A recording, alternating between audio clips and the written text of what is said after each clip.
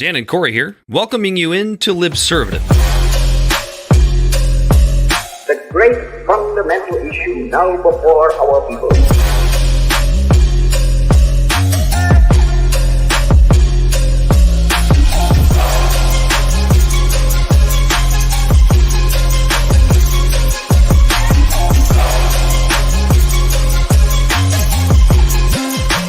We, the people, cannot turn back.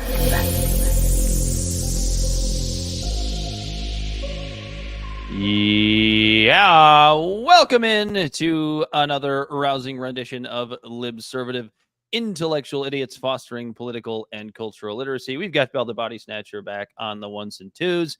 He, as always, is Corey Walsh. He's Dan Griffin.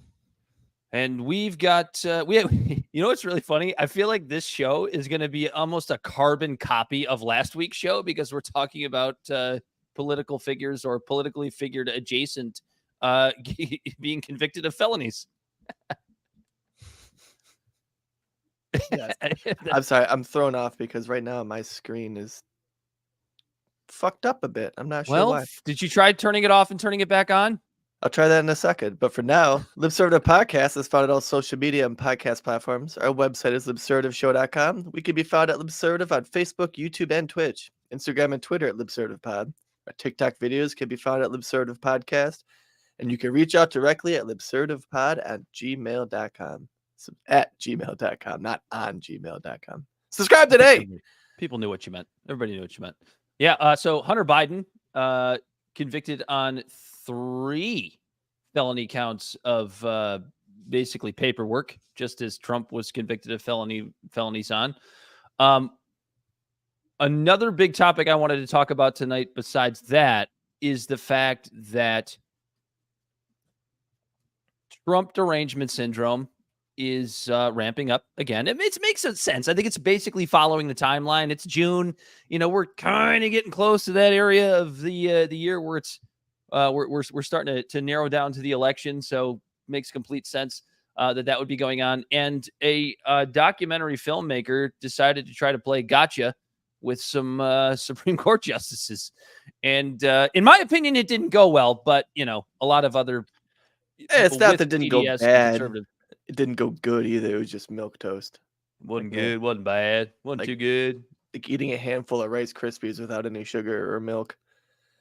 Most of this episode, though, for anybody who's a relatively new listener, we welcome you in.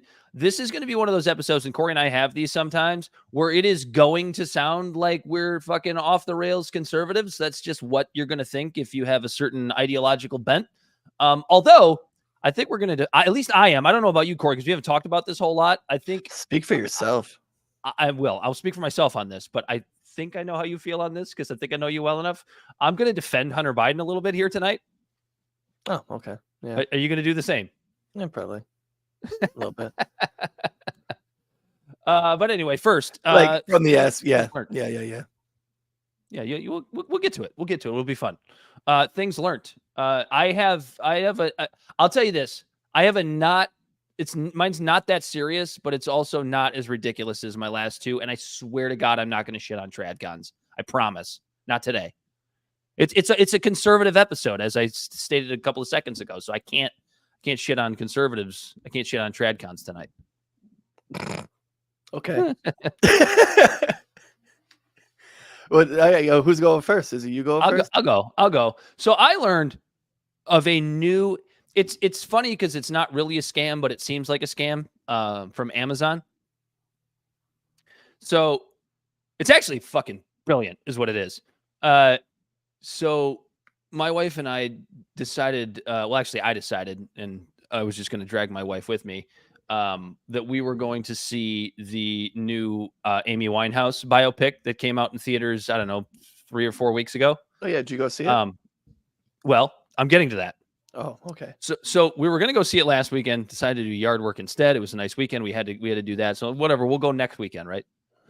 So like the day we were going to go see it, the night before, it dropped on Amazon for purchase and for rent on Amazon Prime. So I was like, we can just watch it here. So that's what we decided to do. So as I go and I open up Amazon Prime and I go find the movie, gives you two options: buy or rent. This is where it's brilliant. These brand new movies that are still in theaters, you can rent them. I don't know if every movie's the same, but this particular movie was $19.99 to rent it, $24.99 to buy. Which one do you think I did? You bought it. Yeah, I bought it. It's a brilliant fucking marketing tactic by Amazon because you could, like, I'll probably never watch this movie again. It's not that I didn't enjoy it. I loved it. I thought it was great.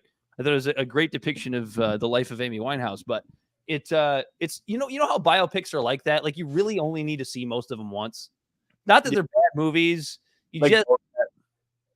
For the most part, you just don't really need to see them again. And so, like, I feel like Amazon knows that with movies like this. So they're like, well, they're obviously going to pay the $4 or $5 extra to buy it. And it's how and if they don't, even if it's a 50-50 split, people are literally just renting it to watch it like once in 24 hours, and they're paying $19 and they don't even have it. Right. And then a year later, they're like, wow, I really like that movie. And then they might buy it anyways. How many people do you think rent it, like it, and then buy it? That could be it.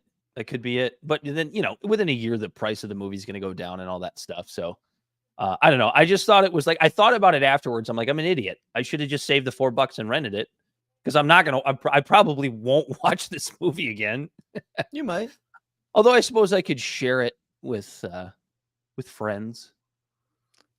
You're sitting in the house while we're having a sleepover. When Corey and Belle come over for a sleepover. We're all sitting in the house drinking some wine. It's a little rainy outside.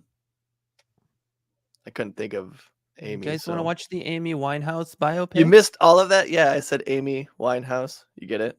I got it. Oh, not all my bits are gold, Dan. Wine was not her drink of choice, by the way. No, but it's part of her last name. We're sitting in a house drinking wine. I get the joke, Corey. I understand. I understood it from minute one. No, I don't think you do. My favorite thing, one of my favorite dynamics about this show is when Corey does a bad joke, and I get it, but I just don't respond to it, and then he thinks that I didn't get it. Yeah, clearly. I'm like, no, dude, that one's gold. Anyway, Amazon's new scam. That's what I learned this week. I don't even know what's new. It's not really. All right, I'm gonna bring Belle in for this one because I got a question for both y'all. Hello. Uh-oh. Do you guys like Fanta? Yeah. As orange soda goes, sure. Bunch of fucking Nazis is what you guys are. Fanta was created in Nazi Germany. I didn't mean to kick Bell out so quick for that one. I wanted to get his reaction. Yeah, Fanta was created in Nazi Germany, boys. For the Nazis. By Coca-Cola. Oh, it's fine. I mean, I drive a Volkswagen, so mm-hmm. we don't have any audio, Bell. Bell, we can't hear you. Are you talking to us, or are you yelling at your kids again? I was yelling at you. Yeah. He was calling you a Nazi. I know, and I was saying the Nazis were on some shit. They were on that Fanta. Yeah, they were on it. Yeah. You gotta get that Fanta. And I know why. It tasted good. But yeah, no, it was so I guess this guy, I forget the guy's name. You think Fanta was Hitler's drink of choice when he downed his amphetamines? Probably. He's like, I need my Fanta. That's no what Fanta, gross. But no, so Coca-Cola was trying to establish their brand all over the world, and they started collaborating with this like soda company or these people who knew how to make soda in Germany.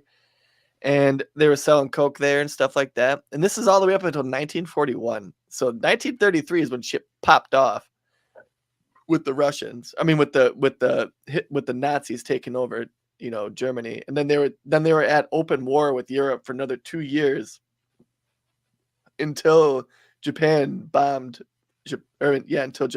Pearl Harbor. Then we were basically just like kind of turning our eye, being like, whatever, we can still sell our products in Germany, no big deal. And then when we cut everything off, they were like, oh, fuck, what should we do? So they made a drink with like sugar, carbonated water, and like food scraps, basically. And that was Fanta originally. And they That makes kept a lot of sense because you know that Fanta is very different in Europe, right? It's almost like it's citrusy. It's more citrusy. It's more of like a juice style. Yeah, drink. they use Like oranges like a now. Sunny D. By the way, Yeah. what the fuck is in Sunny D? Sun Just And tastes like oranges. acid.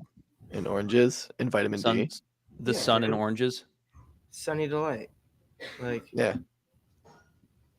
you didn't know? that's what it Oh. is, bud. Okay, sorry. You know what? You should be. That's what you learned this week. The fact that Fanta is fascist. Yeah, fascist Fanta. Well, Bell's Italian, so he's fascist anyway. Yeah. Son of a bitch. I can't. I have no. Don't get bogged down by all the haters out there. Like you. What'd you learn? Fascist Black heritage. What did I learn? Yeah. I learned about TikTok dance cults this week. Okay. Did you guys know? Actually, In fact, there's one playing in the background right now. yeah, probably. Well, there's actually a local school around here, 2 local schools that have teachers. They had daughters. Both of them were dancing on TikTok, got recruited by a church. It's a whole thing on Netflix right now. So check it out. It's weird. I did not know that TikTok dance cults were a thing. Apparently, they are widespread. And Wow. there's survivors and people that escaped from these TikTok dance cults that are interviewed in this special. And it's something. It's I don't know what the word is, but it's something. Isn't it amazing how like anything super popular, like obviously TikTok, and we all know the dance crazes that I think they were around before the pandemic, but they got super popular during the pandemic, right? Because nobody had anything else to do. So like the way that some fucking sociopath can take anything, and make a cult out of it. Anything, anywhere, anytime. Like that's what I need to do. I need to find a way to create a cult. Yeah, Flavor Aid.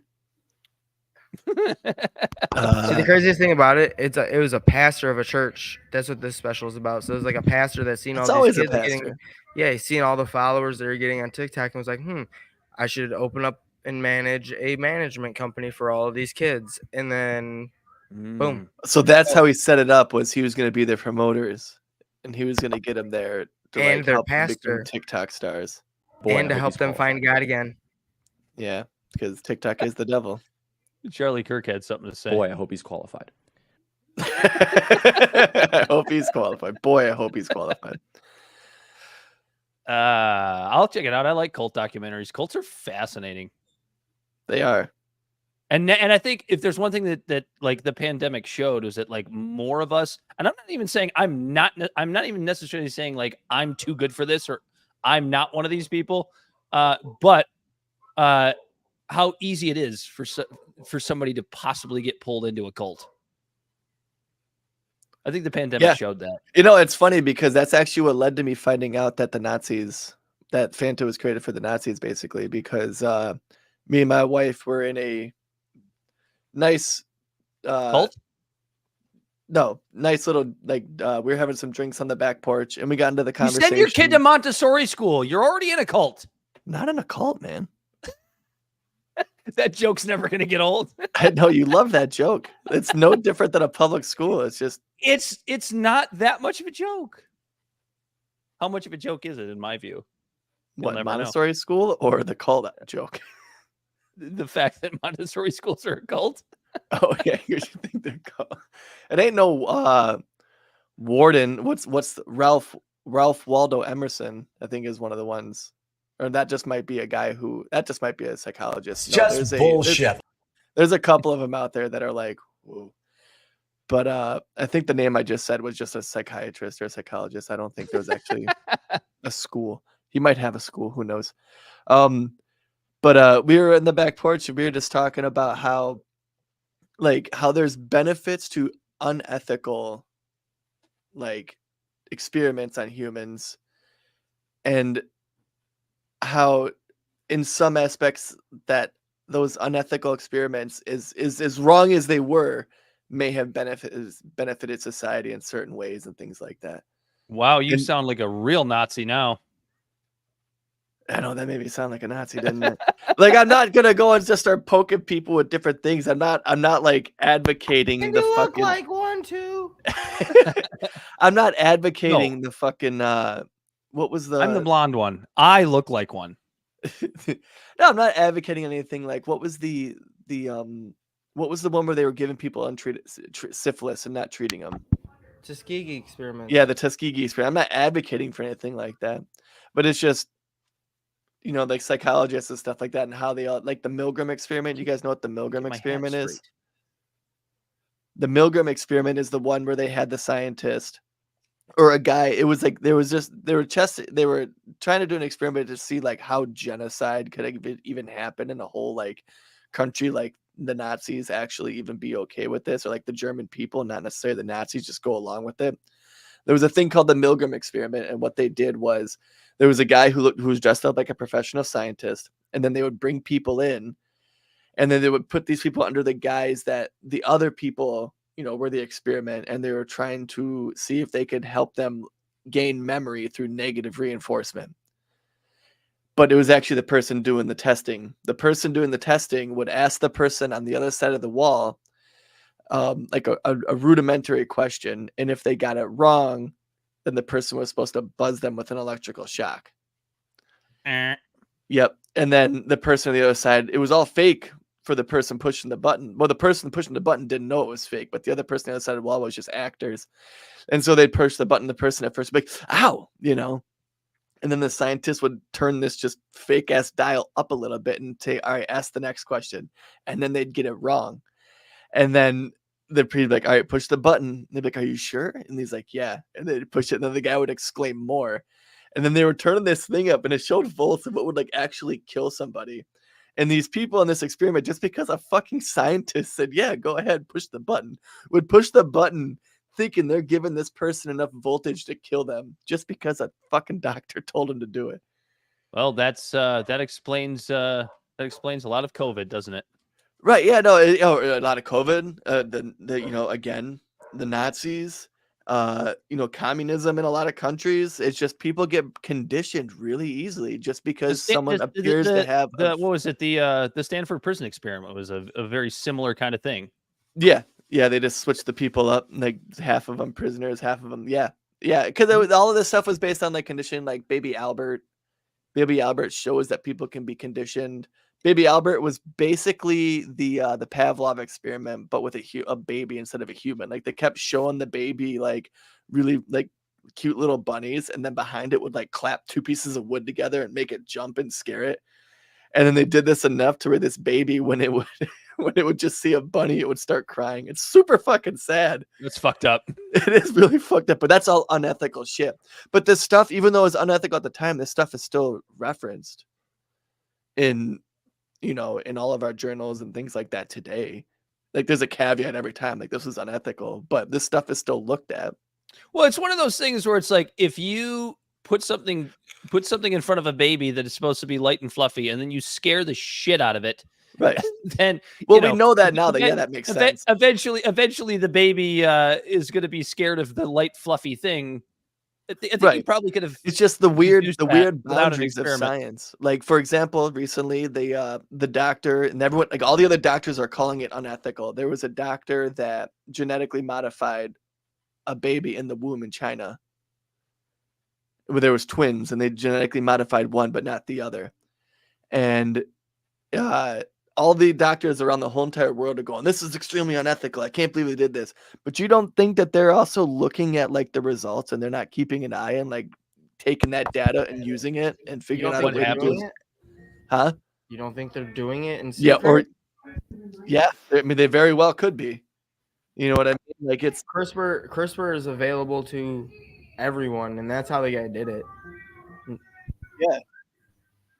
Well, that's actually an interesting sort of like pro-life versus pro-choice discussion, because it's like if you really think about it, like what is more or less ethical? Changing the changing the genes of a baby in the womb or just completely killing it?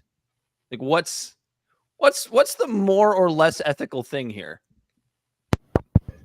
Well, I don't think there's an No, easy it answer is. to that question. Yeah, it's not an easy answer. There on the is no spot, is answer it? to that one. Can I take the bullet? Is this a red pill, blue pill? No, we're not doing that anymore. We should bring that back. I hate it here.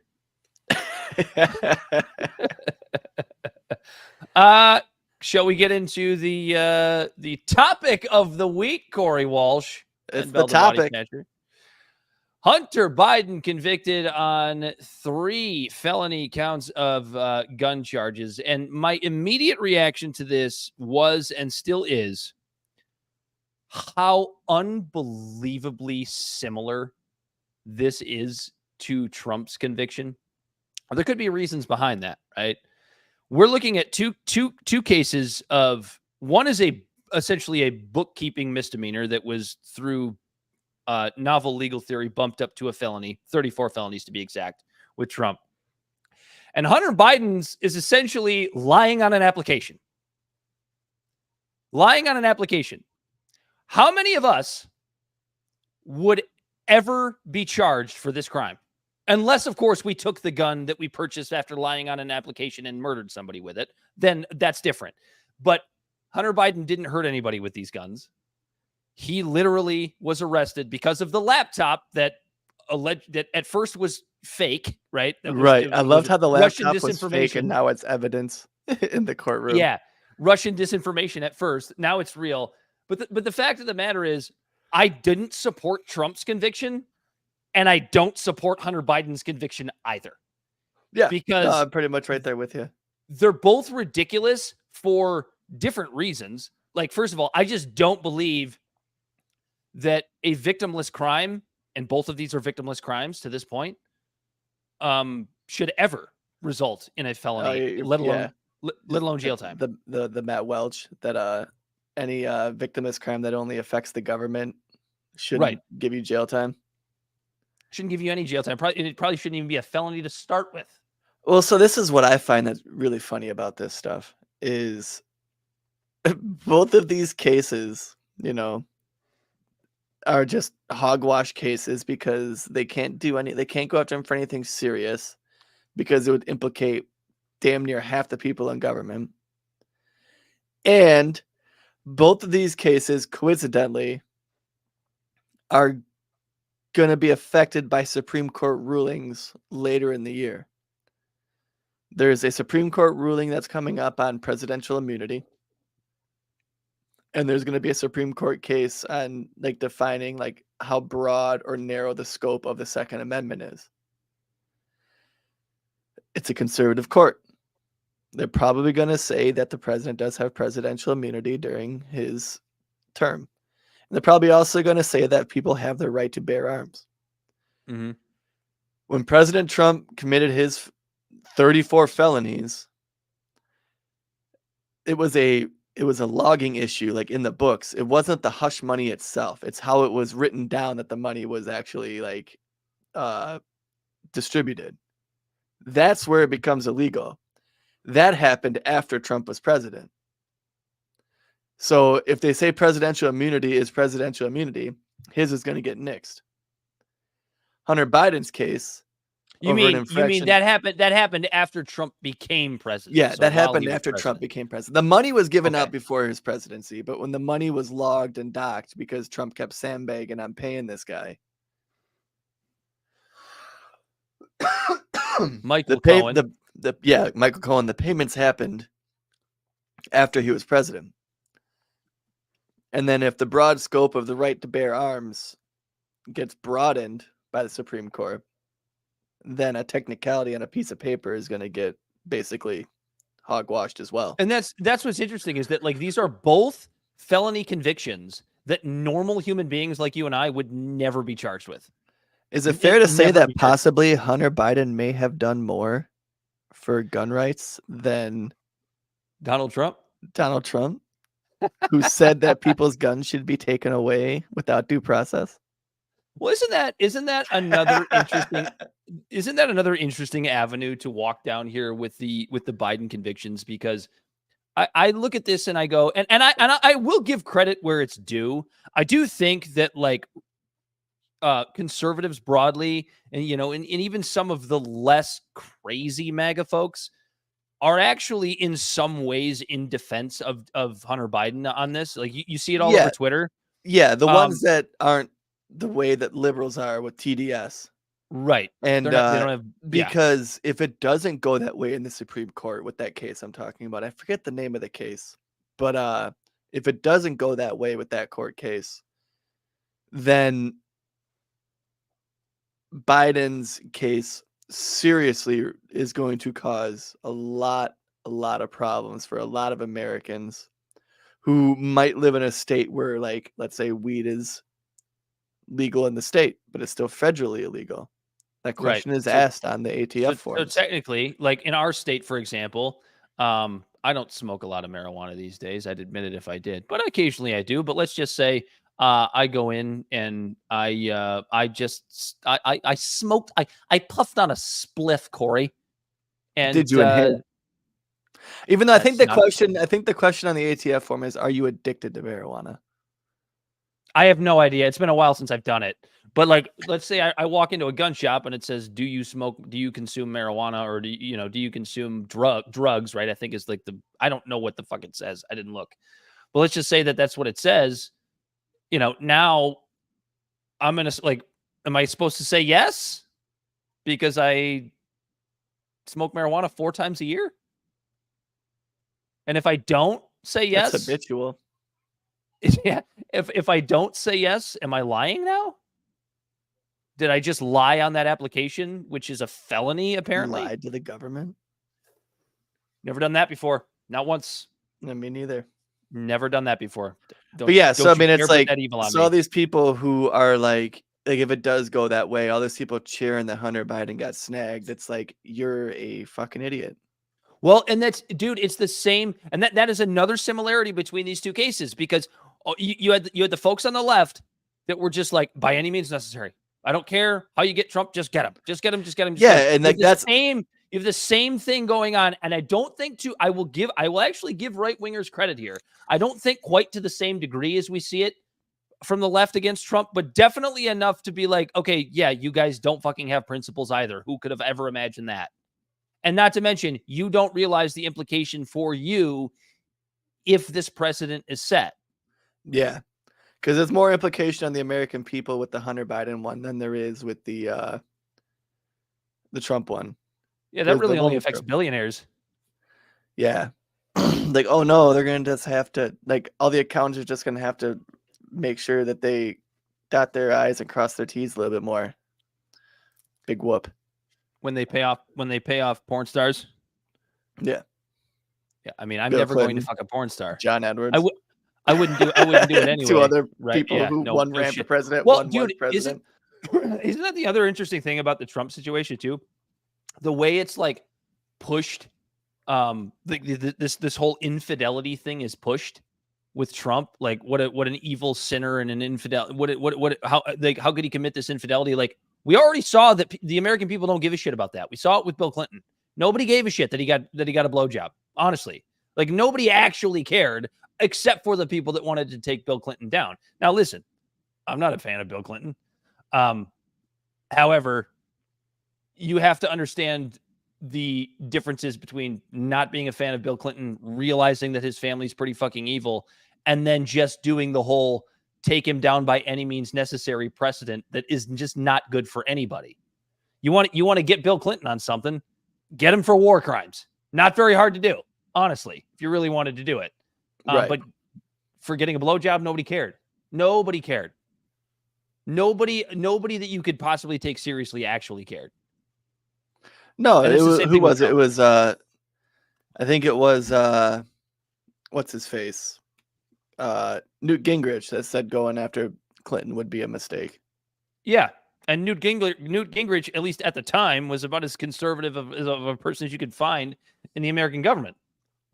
Yeah. So I guess as it relates to Hunter Biden's case, I don't know that there's a lot to say other than I will bring up this one last point, because it does seem interesting that essentially his dad's DOJ was the ones that went after him.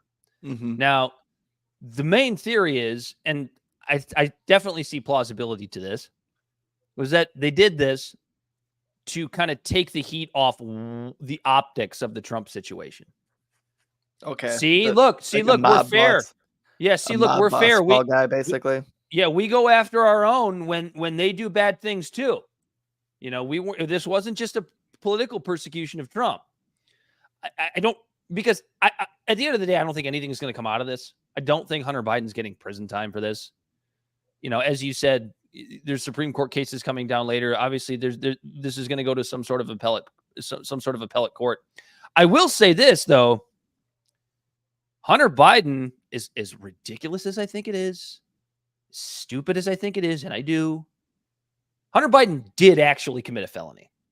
Yeah. Like, I think that's the one main difference. It's a stupid law. It's a felony that no regular American would ever be charged with, unless, of course, they use that firearm to shoot somebody with it. But then they would get charged with that anyway. So who gives a shit? The lying on an application doesn't really matter at that point. Right. Trump didn't actually commit a felony. I mean? It was misdemeanors. And like, what was the what did they say made it a felony? I forget.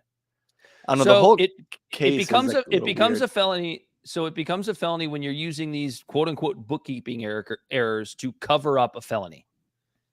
But they didn't actually have, and I actually do need to do a little bit of sloppy seconds from last week, because we shit on the judge, and I'll still shit on him just for ethics reasons. But really, under New York law, as I looked into this a little bit more, that really is New York law. It's really stupid that when you're bumping up that misdemeanor to a felony because that misdemeanor was used to cover up a felony crime, you don't actually have to know what the felony is. Like, that actually is New York law. It's ridiculous. It's dumb. But what was the felony he was covering up? We don't know. That's the whole point. Oh, geez. Yeah, that just makes still it don't more really dumb. know. Yeah, it's a silly loophole and ridiculous flaw in New York state law. Yeah, that's pretty stupid. Yeah. Anyway, do you have any closing comments about Hunter Biden's conviction on 3 felony counts of lying just on another an application? example of how if the government really wanted to go after rich people and take them down for something, they could, but they just don't, and that they constantly do petty things like this to make it look like the justice system works on the same level as it does for us working class folk. I'll finish with this idea of the person, the Peter Suderman quote from the Reason Roundtable a couple weeks ago.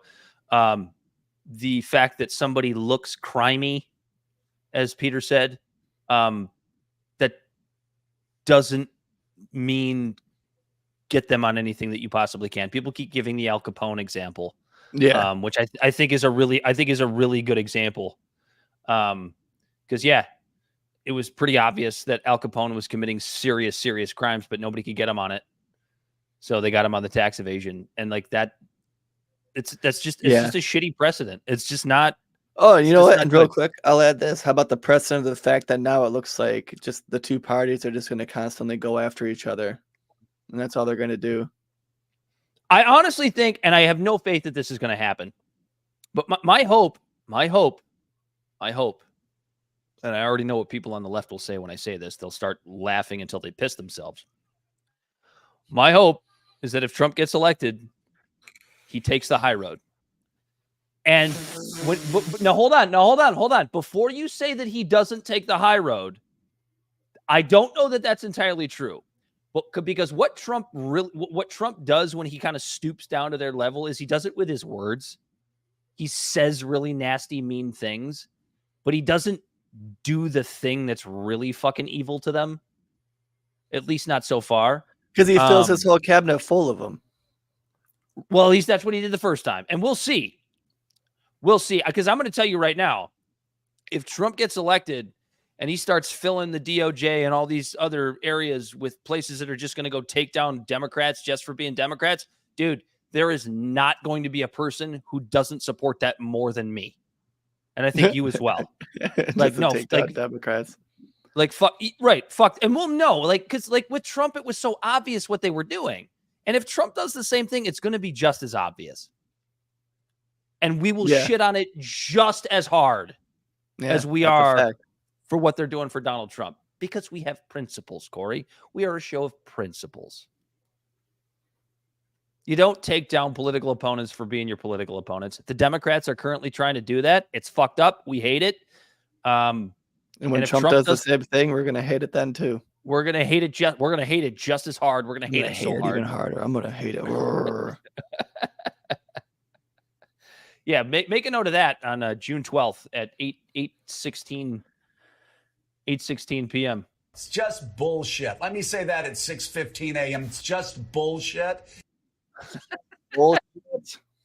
There you everyone, go Scarborough, man. I guess it's a really great transition into the next topic, which is the fact that TDS is at an. I could be wrong about this because it's the sort of recency bias, but to me, it seems like TDS is at an all-time high, and I think it's just going to get higher as we get closer to the election. I don't think it's at an all-time high. You don't think it's at an all-time high? No, but they're trying to pull out the same tricks as they did. But maybe that's because it's not affecting me like it did before, right? Like it felt like it was worse because you were in it and then you got out of it. Yeah, like they're starting to, what you're about to bring up and stuff, but like they were saying stuff like oh man, wow, it's been like 8 years. I'm trying to remember some of the things that people are freaking out about. It's been exactly 8 years. Yeah. Can you believe that? Can you That's believe insane. 2016 was 8 years ago? It feels like it was yesterday. I know, doesn't It it? feels like it was 2 fucking minutes ago. But here's why I say that. But yeah, like the thing, he would say these random things and everyone's just like, oh my God, I can't believe he say that. He's completely destroying the decorum of the presidency.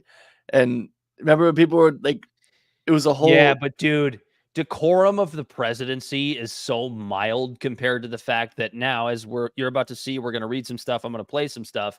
You've AOC, you have Rachel Maddow, and you have what's that dumb broad's name from the other dumb broad from MSNBC, Nicole Wallace, all saying that Trump's going to throw them in jail. That's a different level.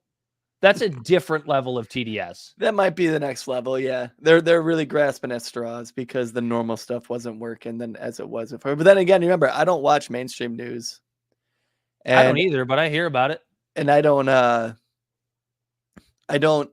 fall into the trenches of the comments and stuff on that when I see something that's just clearly biased clickbait on either side. You have to read it sometimes, man. It'll make you mad, but you have to read it. I mean, I'm in the group. Your political ideology is loudly not understanding things, and even in that group, like half the time, it's like sometimes I'll engage. It's like I like the leftists in there. The liberals are. It's so funny. The amount of people that are hearing our show for the first time going, leftist and liberal, what's the difference? We're not going to get into that today. Figure it out on your own. Yeah, just like when I'm in a group and there's a bunch of conservatives just talking about wacky shit. Like it's just like every once in a while they pop in. Like just perfect example. In my local cities, like on a Facebook group in my local city, one of the city council members shared how there's going to be a millage vote, to do this, and that. And I commented like, hey, is this going to put in a disc golf course in the neighborhood? And he's like, we're actually currently building one here, And I was like, oh, cool. And this person comments, oh, that's a waste of money. We could be using that money for more cops to catch our uptick in crime and catch these guys driving 70 miles an hour at 5 a.m. And I'm thinking, oh, fuck, he knows who I am. But you know what? I want Bell. I know what's funny about that is I want to see if Bell can find this. Like, what does it actually cost to build a disc golf course? And keep in mind, it's a one-time cost plus upkeep. Obviously, you got to cut grass, you got to cut trees back. But if it's in a park, you're cutting the grass anyways. Right, you cut the grass anyway if it's in a park. So basically, you just got to put in some baskets and some concrete slabs. 18 baskets, 18 slabs. But then I just responded. I was like, no, because then he first said it was a waste of money. I was like, dude, a decently built disc golf course will attract people from all of Metro Detroit into Sterling Heights strictly for it. Yeah, they'll go play disc golf. Then maybe they'll go. Then maybe they'll go have a drink at a bar. Right. What do you got for us, Bill? You're muted. What do you think is the average cost for a disc golf course? I would say like $300K to put one in. I think it's funny because like if you're putting one in an already built park, I think it would be cheaper. Yes. Yeah. But if you're building one from so like in an already built park, I don't know how much a professional basket costs, but I'll say like I don't know, just for shits and giggles, I'm probably overshooting this even now, $20,000. It costs about $25,000 to build a disc golf. All right. Yeah. Like, yeah, but one-time cost. Here, this is with everything included. They said if it's natural, then it'll cost you about $350 per hole, like Dan said.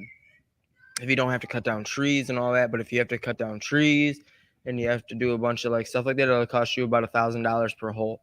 That's why they said the average, even with 18 holes, is still around $25,000. But when you say natural, you're talking about not cement pads or anything like that? No, like when you walk up to firefighters and the trees are where the trees are already, and they just throw a basket down in a pad. Yeah. And then trim some trees back and all that stuff. That's right. Well, I hope that they spend more than that for our park. I hope they consulted like a but professional. that's what I'm they don't saying. have. But hold on. That's what I'm saying about like that guy that was bitching about, oh, it's a waste of money. Like $25,000 to a city the size of yours is like that's like a day. Right. Who gives a fuck? Even if it was like $125K. Okay. Mm-hmm. It's that or okay, or you can have one more cop on the road. One more cop. Not even his car or anything else. Just him. Just him. Right. Or her. For or a her. year. For a year. Or her. Or them. For 1 year. For a year. Them. Or them. Or you build something that's going to attract like and if it's built cheap like this, you're going to attract people from Sterling Heights to spend money in the area or maybe like adjacent cities. But if you build it decently or a nice one, you'll get people traveling from the state, if not the nation. People come from all over the country to go to Flip City. Mm-hmm. True. You know, I drive an hour to a nice course. I'll drive an hour to a really nice course. Well, see if you can find a number on how many non-binary cops there are in the United States. Sterling Heights. No, just the United States. I want to know. Probably like 8. Any non-binary police officers? I think there's 1 million police officers in the entire world or in the entire country. It might even be like 2 or 3. All right, so 12. I would say 2,000. I mean, I know there's a lot of lesbian cops. I know that. I can't find an exact number, but I did find an exact number for the amount of non-binary cops in the UK, which is 117. I'm still. Okay, now real quick. Yeah, look up how big the UK police force is, and then look up how big the US police force is, and then it's smaller than ours, but considerably smaller than ours. So it's more than I thought. Yeah. See, told you. Damn, they got almost 150,000 officers. Yeah, I think that America has like 2 million or something like that, maybe even 3 million. We're also the most over-policed country in the world. So 8,000. 700,000. 708,000 police officers in the United States. How many cops report as non-binary? I don't know why. Why did I bring this up? I don't know. Oh, you figure if you said there's 150,000 and like 105 of them were non-binary. That's like 200. It's like a tenth of a percent. Like 500 probably. U.S. cops are non-binary. This is wild. Now look up how many of them are charged with domestic abuse. In the UK and then the United States. Find a number. I cannot find a number. Or how many of them get away with a DUI? Here, this is the best I can do for you. How many of them 86 have been internally investigated and they found nothing wrong? 86.7% of law enforcement officers reported as male, 13.3% reported as female. So there's no in between there. So there you go. We have zero. We have zero non-binary cops. Zero in the United States. non-binary police officers in the United States. That's just ex post facto. That's like when they ask the Chechens how many gay people live there. They're like 0. Yeah. or the Iranians. Yeah. 0 gay people. We have in Iran we have a ton of trans people because being gay is not good. So we just make you ladyboy. Who said that? The guy that crashed into a mountain? I don't know, one of those Iranians. I ran into a mountain. We just make you a ladyboy. You cannot be homosexual in our country. Where the hell were what the hell were we talking? Oh, we were talking about TDS and about how it's at an all-time high. Shall I play AOC for you guys? This is what she said a couple of days ago.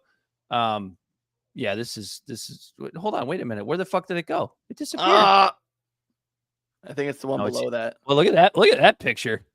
Yeah. He's not looking at that picture. This is clearly a right-wing tweeter. It's not. It's like it's a general search. Here it is. I found it. We got it. What happens to you if Donald Trump wins? What do you do? What's your first move? I mean, it sounds nuts, but like I wouldn't be surprised if this guy threw me in jail. Really? What? He's out of his mind. Mm-hmm. I mean, he did his whole first campaign around lock her up. Like this is his motto. Oh, he didn't say that. He said he didn't say it. Teasing. Yeah, right. See that? Yeah. I take him at his word.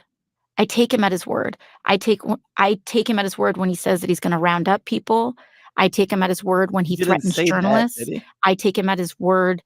I feel like what we saw in his first presidency was an amuse-bouche to what his intentions are. He has learned from his mistakes of appointing professionals, and he will not make that mistake next time. I love that last quote from AOC where she goes, he's learned from his mistakes of appointing professionals. Can you say the quiet part any more out loud? So he appointed people that are people like AOC like. What are people that AOC like doing right now? All hating on Trump. And going after their political opponents. Like, yeah, everything that they say, Trump is. I do not mean to be Jimmy Dore right now, but I'm going to be Jimmy Dore for just a minute. I wonder if I can do a Jimmy Dore impression. Should I try? No, I got to work on that. I got to work on my Jimmy Dore impression. But Jimmy Dore says this shit all the time, and he's a leftist, by the way. For those who don't know, anything that people like AOC say that Trump is going to do is the thing that they are doing. Yeah.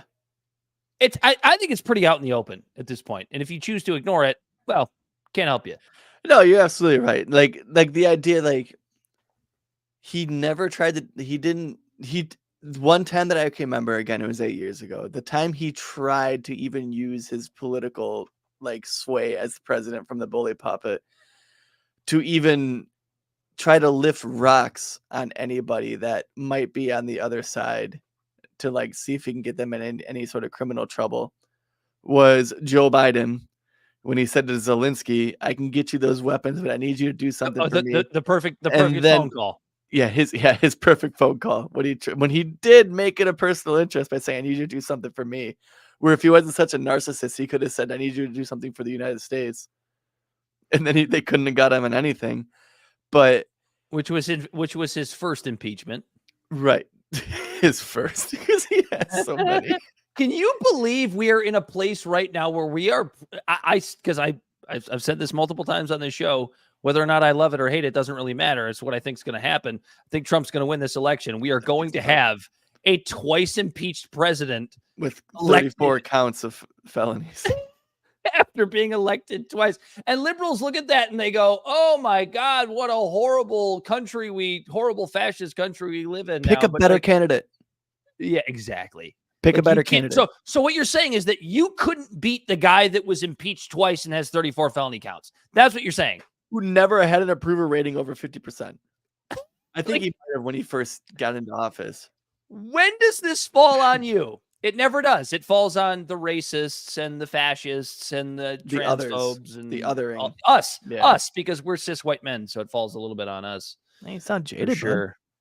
I'm a little jaded. I have been red pilled so hard, Corey. I might as well be Tim Pool. But will you take your hat off? I will take my hat off. I will prove to you that unlike Tim Pool, I am not bald. Attaboy. I use this hat to hide my identity.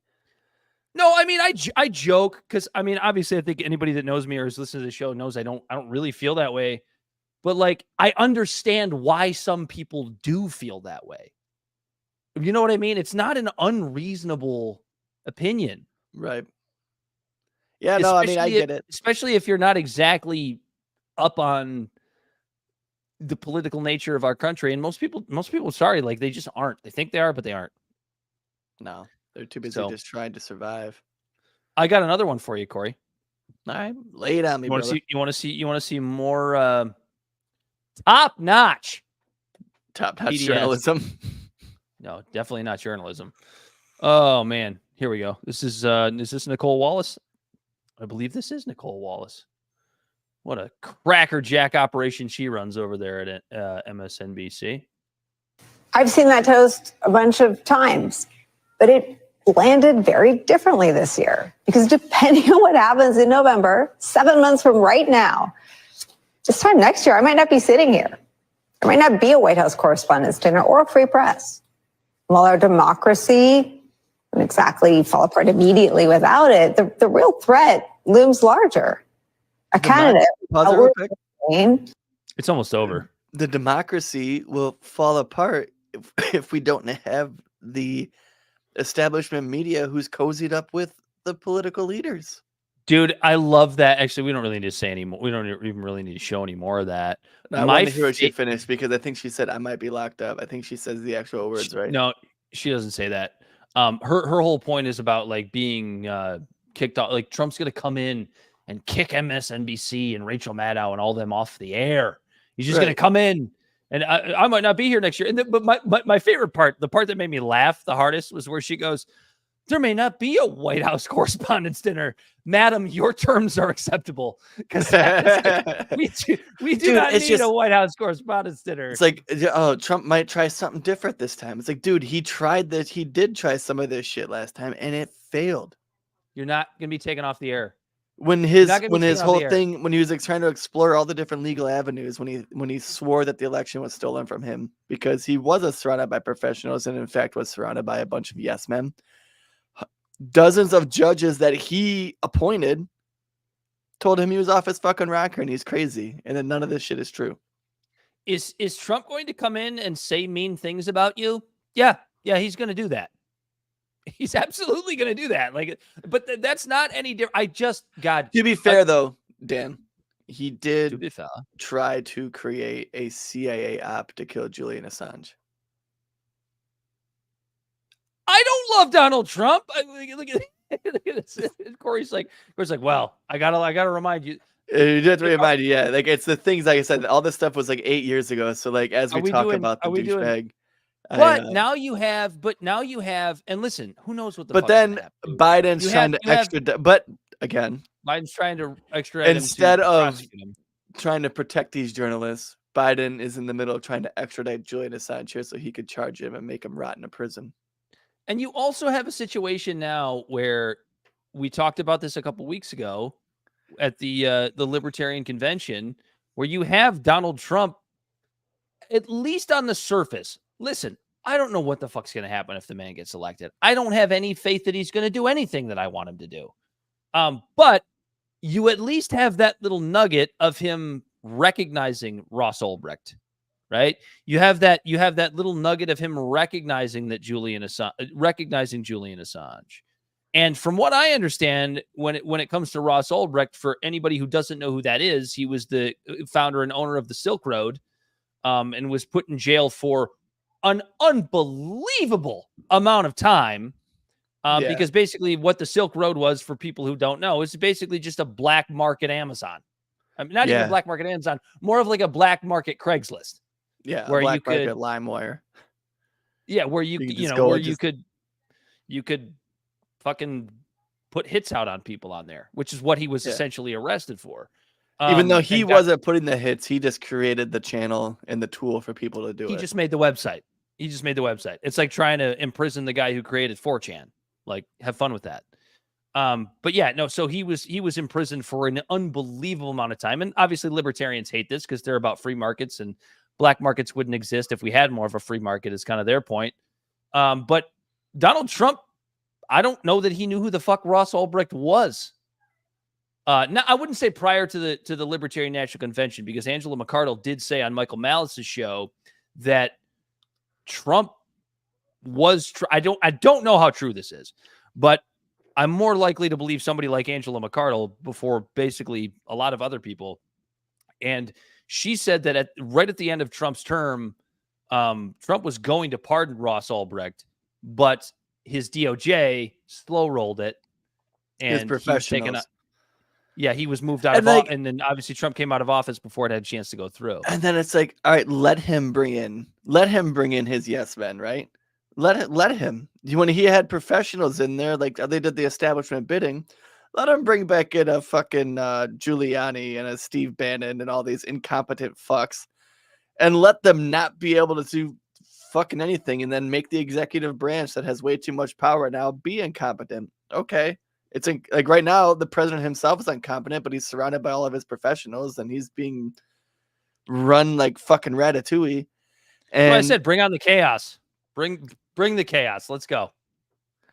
Because they'll try some crazy fucking thing, and then the legal system be like, nope, you can't do that, and shoot it down. You know what, dude? Like you honestly, it sucks to say this. You just want to watch it burn, just because it's just. Not even that. Like, we're at a point now where I feel like as much as I can't, like, I feel like you have to root for Trump. Uh-oh. Am I falling off? You're falling off. Hello? Hello, you're back. Hang on. Dad's back. What I was saying is I feel like you have to root for Trump to succeed. Because if you don't, and he doesn't succeed, what happens next? The establishment gets to go, see, this is what happens when we let idiots like this win the presidency. And you just go back to the status quo again. Just to scare everyone away from the idea of even thinking about voting for someone who isn't a part of like the clique. And I guess the last one is also Rachel Maddow had a what was it? An email interview with CNN's Oliver Darcy, where you can go read it yourself. It's all over the place. I'm not going to say anything I'm not going to read it. But basically, she's afraid that Trump's going to throw her in an internment camp, is essentially where this goes. So this is the kind of TDS that we're dealing with here in June of 2024. And it's just like, I'll go back to my original point for Donald Trump. Since we started this show, Trump's bad enough on his own. You don't got to make shit up. Right. You don't have to make shit up. You're right. Let's get back to the skin and bones. So let's talk about the idea of how he did shit like increase the national debt, commit war crimes, remove regulations in the wrong ways. Because, you know, like was horrible on COVID, which his supporters like to forget. Oh, well, he was duped. Yeah, Operation Warp Speed. Well, you want a guy that's that easy to dupe as your president of the United States? You think that's your messiah? Okay.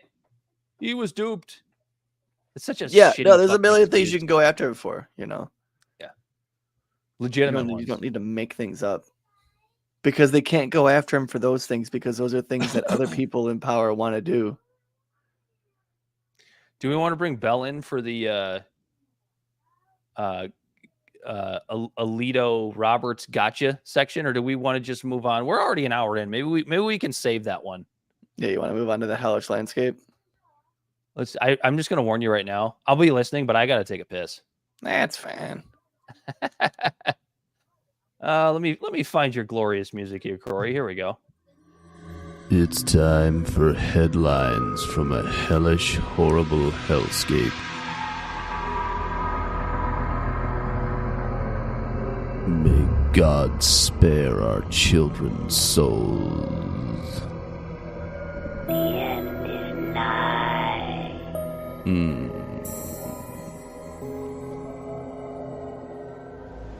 I want to thank Danny for that. I hope they're making this.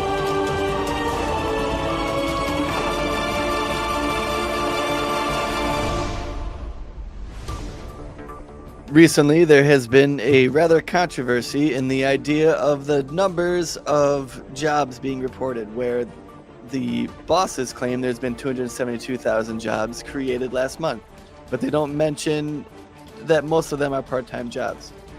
Charlie LaDuff himself, who is back, and he actually did his first show today after a 6-month hiatus. He said, having trouble swallowing the cherry crime job numbers being pumped out of the White House? Me too. Here's why. The BLS jobs report is made up of 2 surveys, the Establishment Survey, which is also known as the Payroll Survey, which is the bosses, and the Household Survey, which is done through the workers. The bosses claim 272,000 jobs were created last month, and these are the numbers that the Biden administration reported, but they're mostly part-time jobs.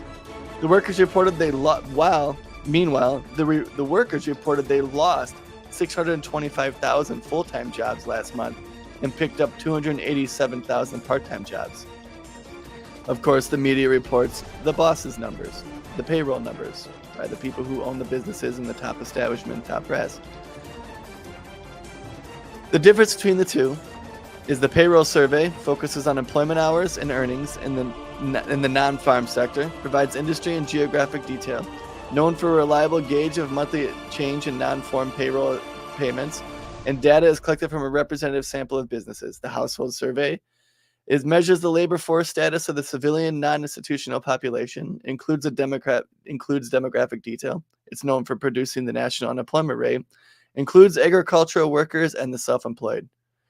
Now, this isn't the only 2 stats that the 2 polls that they cherry pick from when they decide to pick our numbers for job growth and things like that. They also do it with FBI stats, which are made up of 2 reports, the NIBRS, which is the cops, and the National Crime Victimization Survey, which is done by the people. Last year, the cops reported that violent crime fell 2%. People, on the other hand, reported a 42% rise in violent crime victimization. The media reported the cops' number. The surveys within the crime and job reports generally have tracked with each other over the years. Curiously, they don't anymore. So when the government and the media types tell you that you don't know what you're talking about, you tell them to go back to their clubhouse because they're busy just trying to make it through another day. That's right. The government itself gaslights you with hand-picked polls based on which numbers look better. Well, yeah, it's something that we've talked about, I think, multiple times on this show. It's the whole, it goes along with the whole, oh my God, unemployment is the lowest it's ever been. And it's like, yeah, but how much money are these people making? Yeah. Do we care about that number? There's plenty of jobs, so many part-time jobs. Some people are working 2 or 3. Yeah, so you're technically employed, right? You're part of the tax base. Right. Like, it's just nonsense. It's such stupid idiocy numbers. Speaking of Dan's boy, Trump now. God, is that what I am now? Trump backs mail-in voting. A shift to the Republican Party stance on mail-in voting, particularly by former President Donald Trump.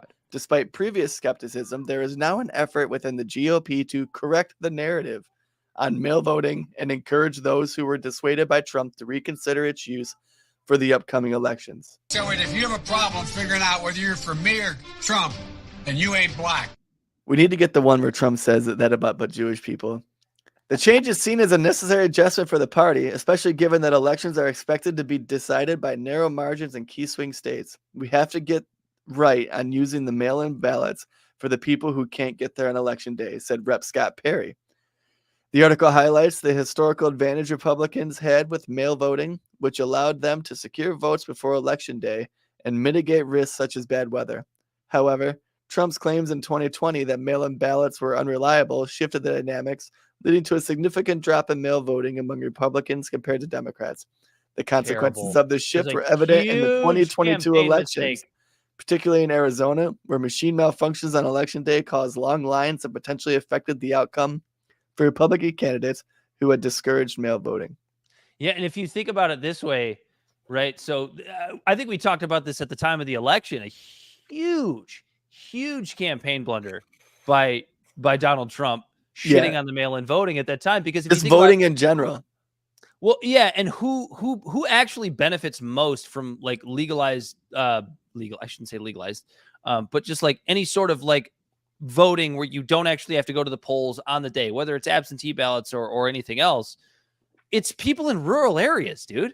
Like, look at like people like you and me, like my precinct's right here. I can walk to it. You know what I mean? Yeah. I can just go there at any point during the day. But like somebody in a rural area, maybe, I don't know, maybe they have to drive 20 miles. And what do rural voters vote? They vote Republican. And it's November. It might snow. Yeah, like for better or worse. So like that was always a huge campaign blunder on the part of Donald Trump. I don't know how big of a difference it would have made. It might have made a huge difference because listen, we've talked about this too. 40,000 votes over 6 districts. That was the difference in the 2020 election.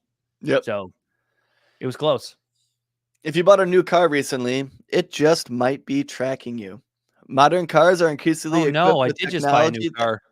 Modern cars are increasingly equipped with technology that allows them to track various aspects of driving behavior and vehicle usage. Here's an overview of how cars are tracking drivers. Through GPS tracking. Many vehicles now come with a built-in GPS tracker that can monitor the vehicle's location in real time. These trackers can provide data on how fast someone is driving, routes taken, and even driving habits like acceleration and hard braking. The internet-connected vehicles can share a large amount of driver data with insurance companies, which can affect insurance premiums based on driving habits. Cars collect data similar to big tech companies, including sensitive information that can be stored and potentially sold by car manufacturers. So what they're saying is car manufacturers can not only be selling your data to other people, they can be selling it to your insurance company, who can then adjust your rates based on your driving habits. I just got myself a new Chevy Silverado. And I think because I'm such a dissident, I'm going to get Michael Hastings really soon. Yeah, Michael Hastings. If no one knows who he is, he was looking into these different things back in like 2012 because there was a hackers convention that I think Chrysler had to see if anyone can hack into their vehicles, and people were able to hack into the Jeep Grand Cherokee and mess with the steering, the brakes, and the acceleration. Michael Hastings died on June 18th, 2013. Actually, we're coming up on the anniversary of his death here in the next few days. Interesting. Internet-connected vehicles could share a large amount of driver data with insurance companies, which can affect insurance premiums based on driving. Cars collect data similar to big tech companies, including sensitive information that can be stored and potentially sold. I said that already. Telematics systems in cars can identify drivers with ID tags and offer detailed reports on driving patterns. This data can be used for fleet management, parental monitoring of teen drivers, theft protection, and more. Oh, dude, no. In my new truck, there's actually like a teen driver setting.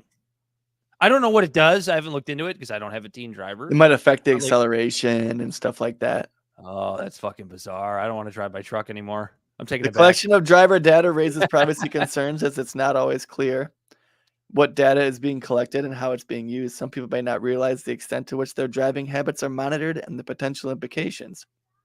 The thing about this too is like each car has a black box. Did you know that? Your car has a black box that will tell the insurance company if you had your seatbelt on, if you hit the brakes, if you're accelerating, all of that stuff during an accident. No, I didn't know that. Identity theft. I still don't know if it's true. Just because. And then don't even get me started on the government access. Going back to Michael Hastings. And then all of your driving data could be used against you in a court of law if it's subpoenaed. There's recent developments in the ceasefire plan, and they're quite dynamic in between between Hamas and Israel. And Hamas has given its reply to the U.S.-backed proposal for a ceasefire in Gaza with some remarks on the death. However, Hamas official Osama Hamdan mentioned that the plan would allow Israel to regroup and continue the war. So they're showing a little bit of apprehension towards it. U.S. National Security Advisor Jake Sullivan expressed that the ceasefire could possibly be tomorrow if Hamas agrees to it. And the UN Security Council Security Council has passed a Gaza ceasefire proposal drafted by the U.S. The resolutions needed at least 9 votes in favor and no vetoes by the permanent members. China did not block it, and Russia abstained. So the UN Security Council is basically on par with this ceasefire that the U.S. is now propositioning. Hamas is a little apprehensive about it. And Israel says Israel's position is President Joe Biden announced that Israel has proposed a 3-part plan that would lead to a permanent ceasefire in Gaza and the release of all hostages held there since the conflict escalated. No, see, so that's interesting. And I'm going to tell you why, because we've talked on this show multiple times when we're talking about Israel and Gaza, how Hamas has kind of had the upper hand when it comes to the global PR. This is an opportunity for the Israelis to turn that around. Right. And I think Hamas knows that. And so if Hamas doesn't take this deal, that doesn't really look good on Hamas. But I will say this. They had such an upper hand with the global PR for so long. How much of a difference is it going to make? It's kind of a calculated risk when it comes to Hamas maybe not accepting the ceasefire agreement. I don't think I would agree with it because I'm all about like just not having any more bombs dropped. So I'd probably be pretty pissed at Hamas for not taking this deal. So do you want to hear the deal? It comes in 3 phases from Israel, right? Sure. I don't even know what it is, and I already gave my opinion, so that was stupid on my part. Let's hear. So phase 1 is the plan begins with a 6-week complete ceasefire and the withdrawal of Israeli forces from populated areas in Gaza. It also includes the release of women and children. During this phase, there will be a surge of humanitarian assistance with 600 trucks of aid entering Gaza daily. Phase 2 involves the release of all living hostages in exchange for Palestinians imprisoned in Israel. It will not commence until all agreements from the first phase are fully negotiated and reached. Phase 3 is the final phase, focuses on a major reconstruction plan for Gaza and the return of the remains of deceased hostages to their families. Okay, so there's a few ways this could go. Right. Hamas agrees to the deal, then backs out of it after phase 1. But then it just goes back to them bombing and stuff like that. Well, but what did you say phase 1 was? Read that again. An immediate ceasefire for 6 weeks. Okay. And it includes the release of women and children hostages. Humanitarian aid. And then humanitarian aid of 600 trucks of aid daily. So it's a kind of a carrot on a stick that, like, as long as they keep going, this aid's going to keep coming. And then, yeah. Well, I could see. So it's so interesting. This is like the fog of war shit, right? So, like, I'm thinking about how this could go. Maybe Hamas. I don't mean to sound like a pro-Israel person on this, but, like, I don't like Hamas either. So it's like I could see like a false flag attack from Hamas. Yeah, because if you remember, Hamas was pretending to go along to get along with Israel before the shit hit the fan on October 7th. Yeah. Now remember, Israel-Hamas relations don't start on October 7th, 2023, but that's what kicked this all off. So it's rooted in distrust. Because the whole thing is, the Israelis also have shown not to be very trustful to the Palestinians. Ukraine, we'll see where it goes. Because don't forget, we are funding 2 wars right now, not just one. Yes. There's a U.S. policy change in the Ukraine-Russia war where President Joe Biden has authorized a significant change in U.S. policy, allowing Ukraine to use some U.S. weapons to strike inside parts of Russia. This is the first time the White House has permitted U.S. weapons to be used in such a manner. The permission granted by President Biden is limited to specific targets in Russia, particularly near the border areas. Ukraine is allowed to use American-supplied weapons to hit targets in Russia, but only in defense of Kharkiv, Ukraine's second largest city. The strategic implications of this move is seen as a response to the intensified attacks on Kharkiv, which is situated just 20 kilometers, 12 miles, from the Russian border. This decision aims to ensure Ukrainian forces can strike the Russian military as it attacks or prepares for attack. The restrictions on the weaponry is, despite this new allowance, Ukraine is still prohibited from using longer-range weapons such as ATACMs or other long-range missiles to strike deeper into Russian territory. The focus is on defending against attacks originating on Russian soil. The Kremlin warned that if Ukraine uses U.S. weapons against Russia, it could escalate the conflict with NATO. The partially lifted restrictions mean Ukraine can use American weapons to strike inside of Russia, but only in defense of specific regions of Kharkiv. These updates indicate a strategic shift in the support provided by Ukraine, or provided to Ukraine by the U.S., with potential implications for the ongoing conflict in the region.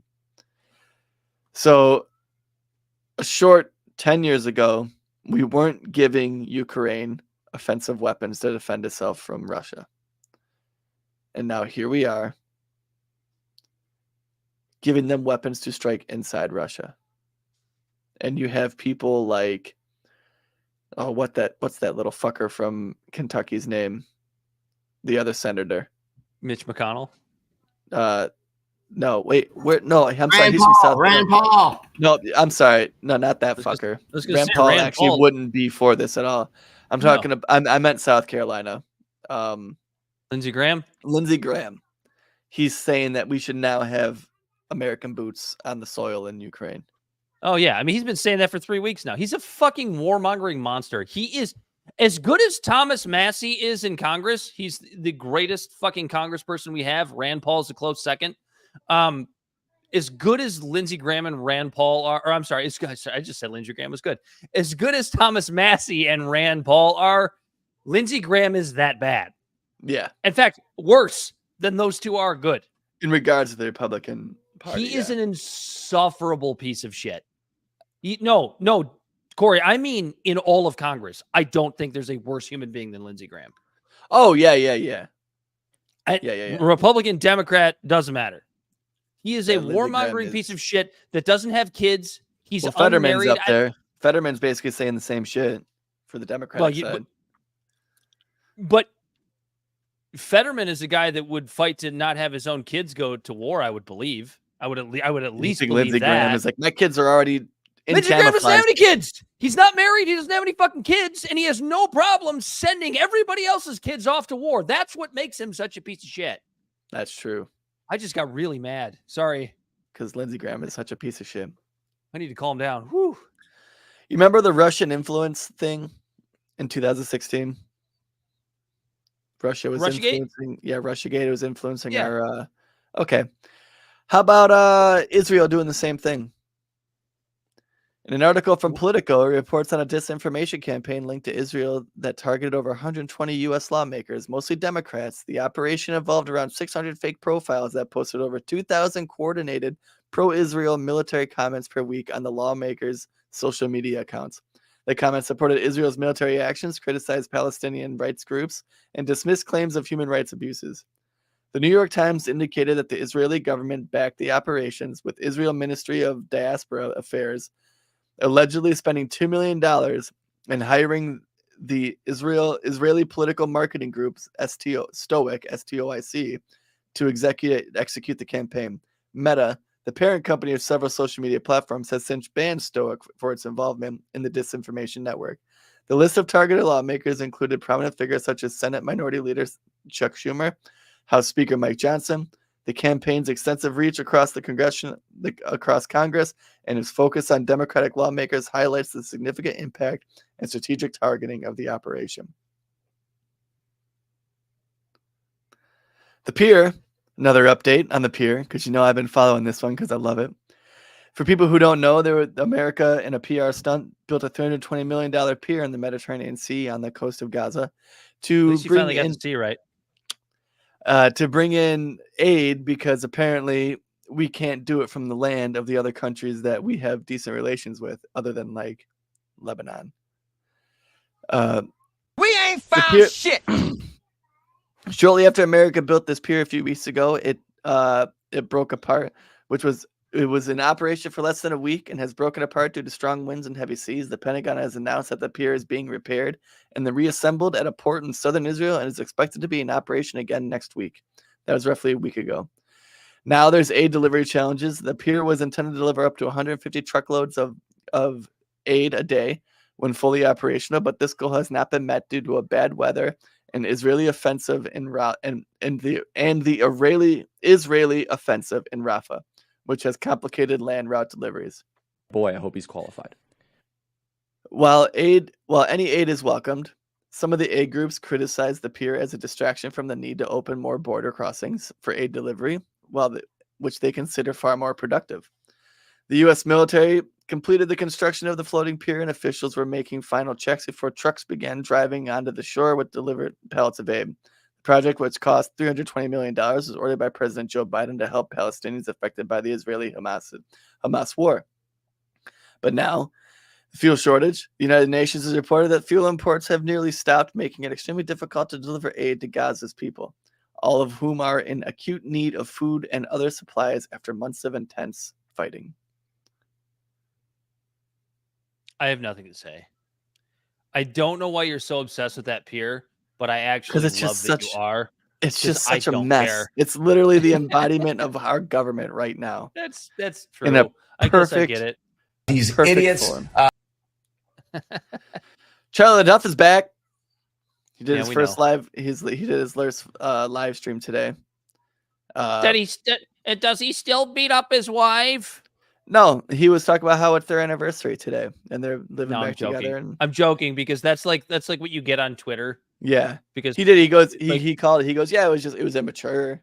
He goes, it was immature what we were doing. You know, we definitely arguing and stuff like that. But he was talking about how his wife during the court case tried to invoke her Fifth Amendment, and the judge says, I don't know if that's applicable in this case, and tried to compel speech from her.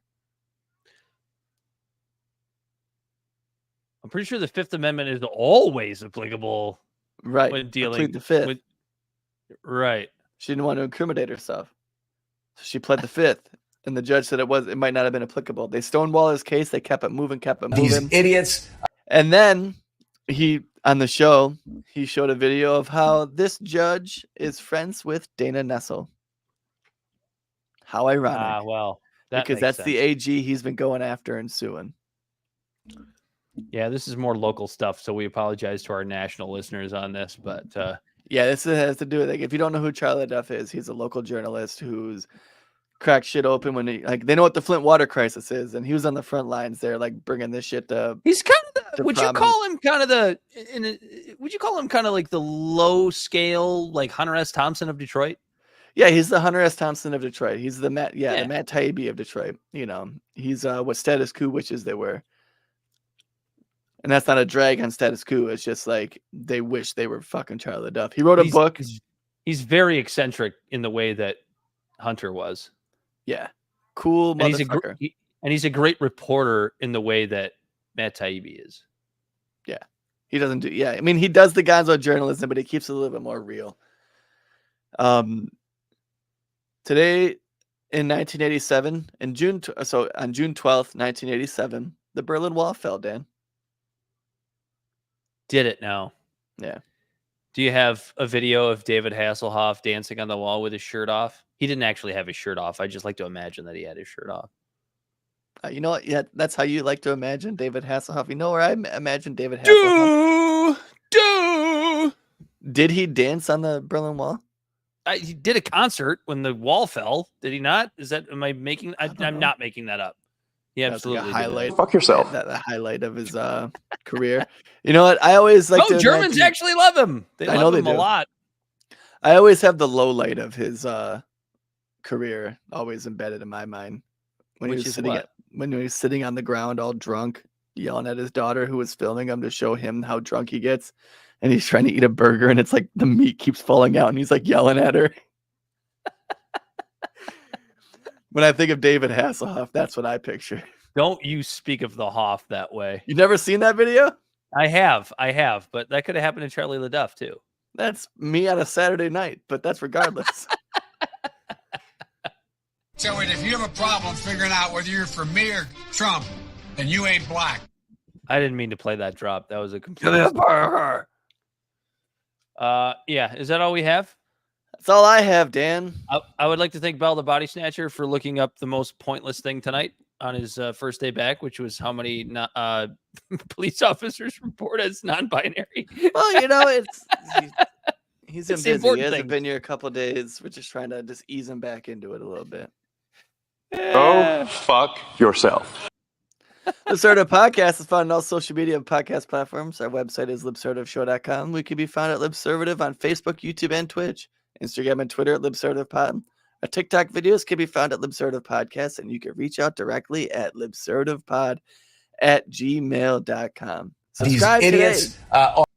We've had a lot of new listeners the last couple of weeks. Make sure to share this with a friend. If you like it, follow us on Facebook. Get involved. We chat back and forth with everyone.